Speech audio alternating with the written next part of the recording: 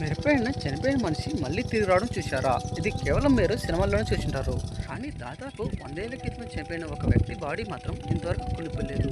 ఇది ఎలా ఉందంటే అచ్చం అప్పుడే నిద్రపోయిన మనిషిలాగా ఉంటుంది. అసలు ఈ వ్యక్తి ఎవరు? ఇంతవరకు ఈ బాడీ ఎందుకని కుళ్ళిపోలేదు? దీని గురించి తెలుసుకోవాలనుకుంటే మన ఛానల్ని ఇప్పుడే సబ్స్క్రైబ్ చేసుకోండి. ఇది రష్యాలోని ఒక బౌద్ధ సన్యాసి కథ. ఇతని పేరు డాషి దోజో. ఇతను 1927లో చివరిసారిగా ధ్యానం చేస్తూ ప్రాణం విడిచారు. ఇతను చనిపోయే ముందు చివరిసారిగా చెప్పింది ఏంటంటే అతను పెట్టెలో పొడిచమని మరియు కొన్నేళ్ళ తర్వాత తీసి చూడమని చెప్పారు. 2002లో ఇతని బాడీని తీసి చూసి అందరూ ఆశ్చర్యపోయారు. ఎందుకంటే అతని శరీరం ఇంతవరకు మెత్తగా ఉంది మరియు కండరాలు కదులుతున్నాయి, రక్తం కూడా గట్టగట్టలేదు. సాధారణంగా ఒక మనిషి చనిపోయిన గంటలోనే శరీరం కుళ్ళిపోతుంది, కానీ ఈ శరీరం చనిపోలేదు.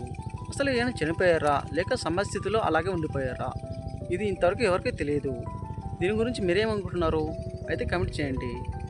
ఇలాంటి మరిన్ని ఫ్యాక్ట్స్ రోజు తెలుసుకోవాలనుకుంటున్నారా? అయితే మన ఛానల్ని సబ్స్క్రైబ్ చేసి పెట్టుకోండి.